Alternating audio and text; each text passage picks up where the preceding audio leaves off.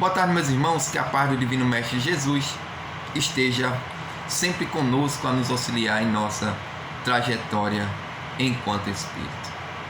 Me chamo Leonardo Silva, faço parte do Templo Espírita Amor e Redenção, do qual trago um abraço fraterno a todos que fazem o GEMAN, casa esta que sempre me acolheu com muito amor, com muito carinho. De antemão agradeço a diretoria da casa em nome do Buglé, que sempre está me dando a oportunidade de trabalho, que é isso que precisamos para a nossa melhoria enquanto espírito encarnado. Hoje vamos estar falando lá do Evangelho segundo o Espiritismo, no capítulo 14, item 24, que vamos estar falando lá sobre limites da encarnação. E no Evangelho segundo o Espiritismo ele começa com uma pergunta, Ele pergunta o seguinte: quais os limites da encarnação? Quais os limites da encarnação? Mas primeiro a gente vai lá para o Livro dos Espíritos, na pergunta 124, quando Kardec pergunta qual é o objetivo da encarnação para os espíritos. Vê só, qual o objetivo da encarnação para os espíritos? E os espíritos respondem, que o objetivo é o melhoramento, que é o alcance da perfeição. Então a gente já leva para uma vertente que não há limites para reencarnar. Claro, esse limite depende muito mais de nós do que de qualquer outro ser. Eu tenho que melhorar paulatinamente, gradativamente, Então hoje estamos no mundo de pós-expiação, mas já passamos lá pelo mundo de primitividade, Então hoje já subimos um degrauzinho, E estamos hoje no mundo de pós-expiação, almejando chegar ao mundo de regeneração. E ele continua assim no Evangelho segundo o Espiritismo: a bem dizer, a encarnação não tem limite, nitidamente traçados, quando nos referimos ao envoltório que constitui o corpo do espírito, tendo em vista que a materialidade desse envoltório diminui a proporção que o espírito se purifica. Em certos mundos, mais adiantado do que a Terra, o corpo já é menos compacto, menos pesado, menos grosseiro e, por consequente, menos sujeitos às vicissitudes. Em graus mais elevados, é diáfano e quase fluídico. Vai se desmaterializando de grau em grau e acaba por se confundir com o perispírito, Então já vimos que não existe esse limite. Não existe um limite para reencarnarmos. Vamos reencarnar quantas vezes forem necessárias para o nosso adiantamento enquanto espírito, para nos elevarmos ao maior grau enquanto espíritos. Tem uma música de Voz e Caridade que fala o seguinte: um dia todos nós seremos anjos, e seremos, Um dia chegaremos ao nível de Jesus, Chegaremos aos níveis de espíritos crísticos. Mas depende muito mais de mim do que de qualquer outra coisa, de qualquer outro ser. Depende de mim. Mas veja como a divindade, ela é tão boa para nós, Nos dá uma nova oportunidade de repararmos erros do passado e de tentar traçar nesta atual vida dias melhores. É chamada reencarnação. Deus nos dá uma nova oportunidade de melhorar, de reencarnar. Quantas vezes já reencarnamos, meus irmãos? Quantas vezes eu fali na proposta que fiz na verdadeira pátria, que é no mundo espiritual? Eu sempre toco aqui no assunto. Quem já leu aí o livro O Nosso Lar, André Luiz, quem já assistiu o filme, no filme ele passa bem curtinho, mas no livro ele fala lá sobre o projeto reencarnatório, que nós participamos dele. Nós pedimos para passar por prova X, para reparar erros que cometemos em existências passadas. E muitas vezes falimos, meus irmãos. E por isso, voltamos novamente para reparar erros. Há limites? Não. Mas imaginem a quantidade de espíritos que estão esperando a oportunidade de voltar à Terra e reparar seus erros. Quantos queriam estar onde estou hoje, encarnado, tentando reparar esse erro? Porque a fila lá, meus irmãos, é enorme, é grande. Então, não morremos hoje e reencarnamos amanhã. Passamos um período de tempo que também depende muito mais de nós, porque no próprio mundo espiritual, no livro André Luiz fala lá, né? André Luiz, ele ficou 8 anos para receber a primeira prece, né? Que é feita por sua mãe e por aquela senhorinha que ele ajudou lá no seu consultório. Mas ele não recebeu porque elas não faziam de coração, não. É porque não tinha a capacidade de receber ainda, devido a muito seu orgulho, seu egoísmo, né? Não se considerar desencarnado, né? Muito preso ainda à matéria. Então a prece não conseguia chegar nele. Então veja, 8 anos para conseguir uma prece. E depois ele é levado para o mundo espiritual, para as colônias espirituais onde ele é tratado. Então veja que período longo ele ficou para conseguir o auxílio, depois voltar para a fila da reencarnação, tentar voltar para reencarnar. Então veja aí, foi um exemplo, tá? Então nós passaremos por tudo isso. Então por que não tentar hoje melhorar um pouco? Deus, na sua infinita sabedoria e bondade, Ele não quer que você melhore de um dia para outro, não. Tanto é que Ele dá em reencarnação. Mas só que não podemos demorar tanto para melhorar, meus irmãos. Principalmente nós espíritas. Porque temos a consciência de que não acaba tudo aqui. Temos a consciência de que nem o corpo físico é meu, é um empréstimo da divindade para passarmos por essas provas e expiações aqui no mundo de prova e expiação. Temos a consciência da vida futura, temos a consciência que o corpo físico vai perecer, mas o espírito continua vivendo. Paulo, nos seus evangelhos, já falava do jeito que o homem é, continua a grande verdade. Se eu sou egoísta, se eu sou maledicente, se eu sou uma pessoa má aqui na Terra, eu continuo da mesma forma no mundo espiritual. Se eu sou um alcoólatra aqui na Terra, eu continuo um alcoólatra no mundo espiritual. Então, a purificação, a melhoria depende muito mais de mim, de nós. Então, comecemos a observar, a ver esse mundo espiritual bem mais perto de nós. Porque ninguém sabe o dia de amanhã, né? Se vamos acordar amanhã.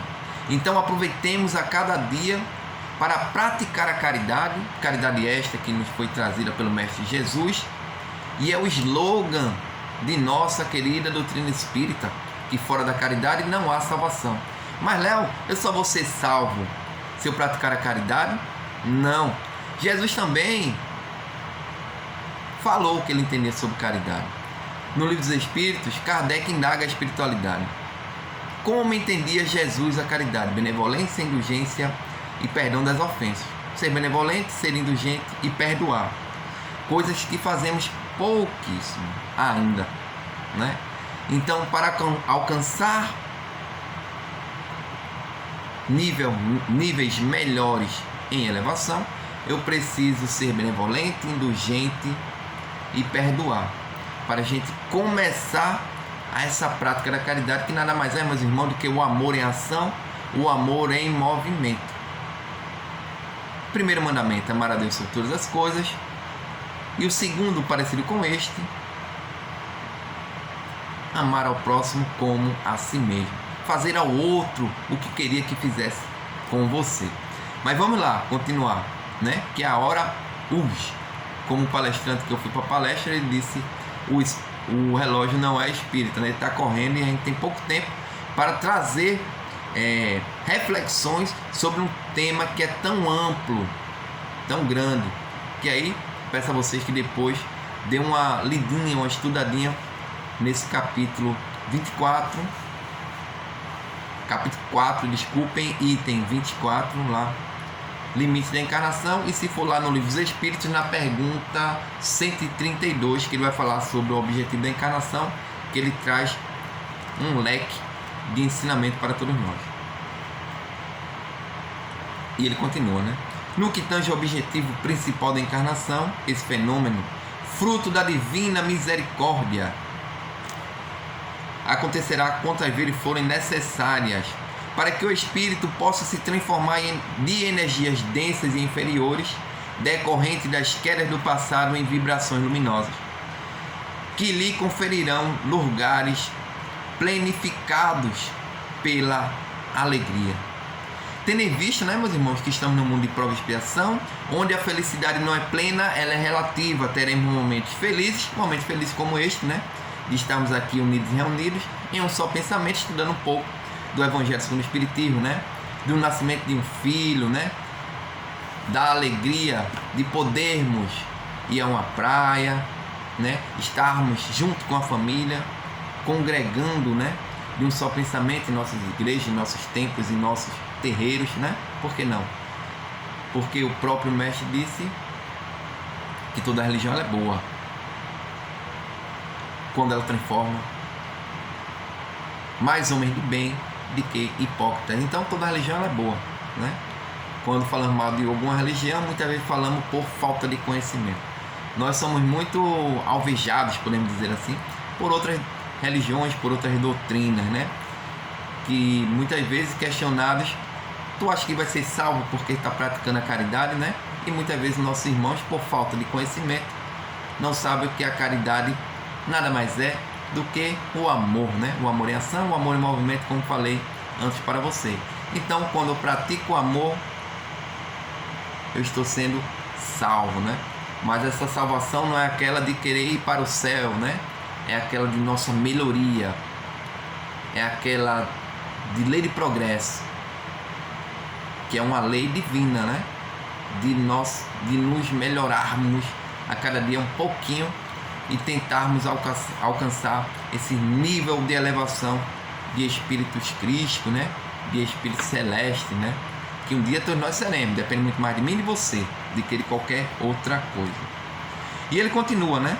Sim, esse livro que eu estou falando aqui é esse aqui, o Evangelho, estudo do Evangelho com o Bezerra de Menezes, um livro bem interessante que ele traz os capítulos do Evangelho segundo o Espiritismo com a visão do nosso irmão Bezerra de Menezes, que é bem interessante. E ele continua, né? A veste do Espírito nos primórdios da existência apresentava-se quase tão densa quanto o corpo material, que dava a esse espírito condição de se manifestar para o trabalho de reajustamento do código divino.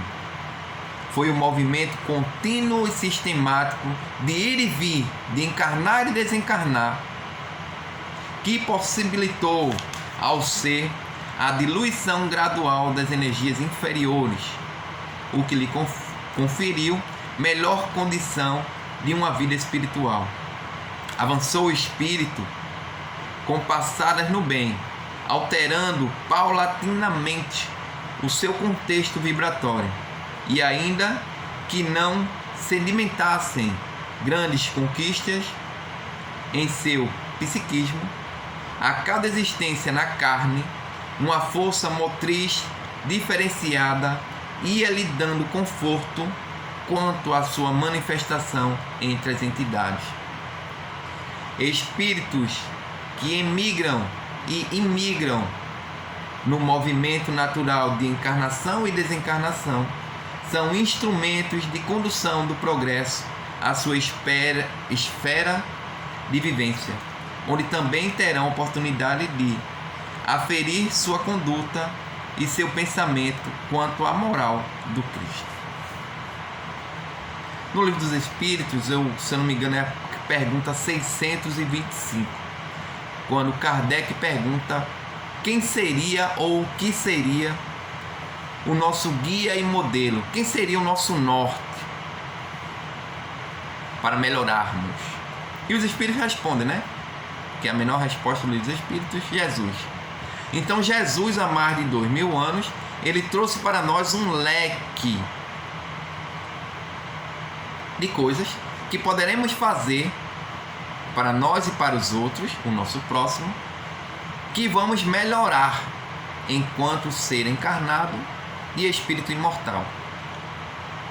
Amar ao próximo como a si mesmo, amar a Deus sobre todas as coisas, fazer ao outro o que eu queria que fizesse para mim, e a prática da caridade. No Evangelho segundo o Espiritismo, Santo Agostinho fala lá sobre o homem de bem. O homem de bem é aquele que exerce a lei de amor, justiça e caridade. Lei de amor, lei de justiça e lei de caridade. Qual de nós hoje pratica todas essas leis, como nos pede lá no homem de bem, né? E aí é os caracteres do homem de bem. Se você decorrer todo o trecho, todo o capítulo de O Homem do Bem, o caractere do Homem do Bem, você vai ver que lá no final ele fala que tudo aquilo que ele fala lá no princípio, lei de amor, justiça e caridade, é o princípio. Então existe muito mais além de que isso. Então em uma encarnação, muitas vezes nós não conseguimos chegar a esse patamar. Então voltamos novamente para ir melhorando paulatinamente. Vamos trazer aqui o exemplo do nosso irmão Emmanuel, né? Que foi na última encarnação dele, que ele foi o guia espiritual, né? O anjo guardião, como queiram falar. Mas quando você vai ler lá a história dele, você vai ver que lá atrás ele foi um senador romano, ele já foi escravo, né? E depois voltou como um espírito guia, como todos nós temos, nosso anjo guardião, né? Que muitas vezes não fazemos nenhuma prece por ele, meus irmãos. Não oramos por nosso anjo da guarda. Muitas vezes nem oramos por nós mesmos, né? E aí deixamos de cumprir um daqueles mandamentos: amar a Deus sobre todas as coisas e ao próximo como a si mesmo. Mas quando eu não me amo, como é que eu vou amar meu irmão? O amor que eu falo não é o amor carnal não, tá certo? De homem para mulher não. É o amor fraternal. No Evangelho segundo o Espiritismo, no capítulo intitulado O Dever, ele começa, o princípio do capítulo ele fala assim: o dever começa primeiro para comigo, para depois para com os outros. Então eu tenho que me melhorar primeiro, para depois auxiliar o meu irmão, para que ele melhore. Vê que interessante. Então eu tenho um exemplo, né, daqui de nossa vida. Nós reclamamos muito, um exemplo de nossa esposa, do nosso marido: você fala muito alto, não sei o que lá, tal. Mas eu primeiro tenho que me melhorar. Eu primeiro tenho que começar a falar baixo, porque o próprio Mestre Jesus, quando ele esteve entre nós encarnado, ele nos exemplificou tudo. Ele não só falou, ele exemplificou, né? Coisa que na minha infância eu escutei muitos mais velhos falarem: faço o que eu digo, não faço o que eu faço. Coisa que hoje não cabe mais. Hoje é: faça o que eu faço. Se eu pedir para meu filho, eu tenho um filho de 7 anos, para que ele não tome bebida alcoólica, eu tenho que dar o exemplo não bebendo. Da mesma forma o cigarro, da mesma forma o estudo. Quando eu peço que ele estude, que é uma obrigação de todo pai, fazer com que seu filho estude, para que ele não sofra tanto como nós sofremos para o criar, né? Mas eu tenho que exemplificar ele também. Porque quando eu mandar ele estudar, ele vai dizer: mas o senhor estudou? Eu estudei. Mas não tanto, né? Como eu quero que você estude. E aí você traz os exemplos de vida que você passou e não quer que ele passe por isso. Então hoje nós temos que exemplificar. Isso é um guia para a nossa vida na atual encarnação. Então se eu quero que um vizinho que tem um som alto deixe de utilizar seu som alto, eu não posso fazer colocar o som alto na minha residência, né? E tentar falar com ele da melhor forma possível. Meu irmão, tem uma criança em casa, me auxilie nessa coisa. E caso, e aí as cabeças duras não queiram fazer, vamos orar por ele que está lá. Amar o inimigo, né? Não é inimigo aquele que só te feriu materialmente, te feriu psicologicamente, mas aquele de que de alguma forma você não está traçando o mesmo caminho que ele. Então oremos pelaquela criatura, né? Meu Deus, fazer que ele tenha consciência, que esse som, e assim vamos pedindo sempre a Deus, a espiritualidade bondosa e amiga, que nos auxilie, né? Nessas pequenas coisas da vida, né?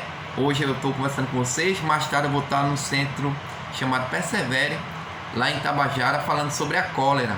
Então, Kardec, a espiritualidade, nos fala que todos nós estamos suscetíveis a ter a cólera, mas ele nos dá algumas diretrizes, alguns panoramas, né? O próprio Santo Agostinho fala lá, conhece-te a ti mesmo, né? Então, no momento de cólera, que pode ser um momento desse de um vizinho, você perder a cabeça e fazer uma besteira. Então, vamos fazer como Cristo nos pediu. E um grande ensinamento que ele nos deu foi orar e vigiar. Oremos e vigiemos, meus irmãos. Nos coloquemos no lugar daquela criatura. E bora lá. E ele continua, né? Dessa forma, na preparação do programa de adiantamento moral do espírito, os programadores divinos provêm muitas ideias ao plano físico, imprescindível para instalação, consoante a instrução de Jesus, do reino de Deus no íntimo do seu ser. A sensibilidade espiritual do homem revela sua real condição. Diríamos que é sua expressão gravada na energia divina, que acolhe, embala e impulsiona o ser. Por isso, ao abordar a responsabilidade individual da alma em sua caminhada evolutiva, o mestre enfatiza que a cada um será dado de acordo com a sua operacionalidade em seu campo de atuação. Agindo no bem, muitas virtudes desenvolverá, dando sublimidade à luz. Que interessante, meus irmãos. Então ele fala que cada vez que eu melhoro, cada vez que eu deixo de praticar algo que praticava de errado na tua existência e começo, né, a melhorar, porque nós, meus irmãos, crescemos em duas vertentes: intelectualmente e moralmente. Geralmente crescemos mais intelectualmente e menos moralmente, ou mais moralmente e menos intelectualmente, né? Eu sempre trago o exemplo do médico, né? Hoje o médico, e aí eu falo que a intelectualidade você consegue adquirir ela com maior rapidez, né? 10, 12 anos é um tempo rápido. Então o médico em 10, 12 anos ele está formado em medicina com alguma especialidade, né? Pode ser um pediatra, mas vamos falar lá que o médico ele se formou e a especialidade dele é obstetrícia, né? Ele se propôs lá atrás no mundo espiritual a auxiliar as mães a trazerem espíritos à Terra. Então, intelectualmente ele cresceu muito, aprendeu muito. Mas aí esse mesmo médico que se propôs diante da divindade e dos encarnados na Terra, ele começa a praticar o aborto. Então, intelectualmente ele é muito elevado, mas moralmente ele é bem baixinho a sua moralidade. Então, procuremos equiparar as duas, né? Em uma encarnação só é muito difícil ainda isso, porque a carne hoje ela ainda fala muito, né? Lá no Livro dos Espíritos, quando é perguntado qual o nosso maior obstáculo para a nossa melhoria enquanto espírito, e ele fala lá que é o orgulho e a vaidade, né? Orgulho seria como uma raiz que leva a todos os outros males. Olha que interessante. Então, ainda pelo orgulho mato, pelo orgulho firo, né? E pelo orgulho eu atraso a minha evolução enquanto espírito. O orgulho, ele está muito ainda impregnado em nosso ser. Muitas vezes trazemos isso lá de trás, tá? Então o orgulho também, ele não só depende de classe social não, viu? Porque falamos muito que geralmente o orgulhoso é aquele que tem muito dinheiro e tal. Não. Conheço pessoas paupérrimas que são orgulhosos. Então independe de classe social. Bora lá que o tempo urge. E ele continua aqui. Bora lá.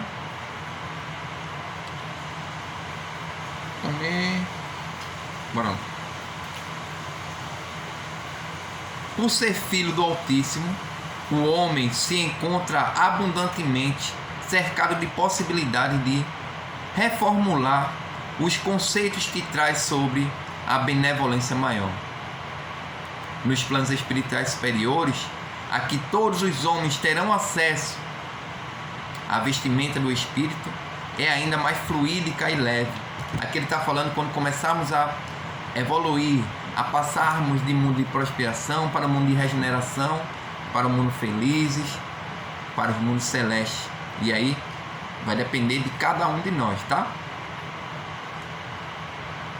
Em virtude do empenho e do trabalho árduo desenvolvido durante suas existências para se tornar melhor. Em toda palestra, né, em toda conversa espírita, você escuta o palestrante, o orador, o conversante como eu, falar que precisamos melhorar, que precisamos nascer de novo, né? Como o Mestre Jesus falou lá atrás, né? Em conversa com aquele doutor da lei. Quando o doutor da lei pergunta: mestre, como é que eu vou renascer? Como é que o homem grande como eu volta ao ventre da minha mãe? Mas o renascer que ele fala aqui é melhorar, deixar o homem velho e começar a trilhar novos rumos para a nossa atual existência. Tentar ser melhor hoje do que ontem e amanhã do que hoje, e assim progressivamente. A lei é lei de progresso, meus irmãos. E à medida de sua depuração interior, que é a reforma íntima, né, tão falada por tantos aí, sua apresentação se fará cada vez mais leve e luminosa pelas conquistas alicerçadas em seu coração. As vicissitudes do passado, se transformarão num presente de luz fulgurantes e num futuro de glória excelsas, em razão da postura ilíbida, sustentada no mais puro sentimento de amor, de compaixão, de fé, que bordarão com os fios prateados e dourados da caridade as alegrias do reino sublime do Pai. Então depende muito mais de nós, meus irmãos, do que de qualquer outra pessoa. E não existe limite para a reencarnação. Depende muito mais de nós do que qualquer outra pessoa, outro ser, né? Porque muitas vezes nos colocamos como vítimas das coisas e na grande maioria das vezes somos os algozes.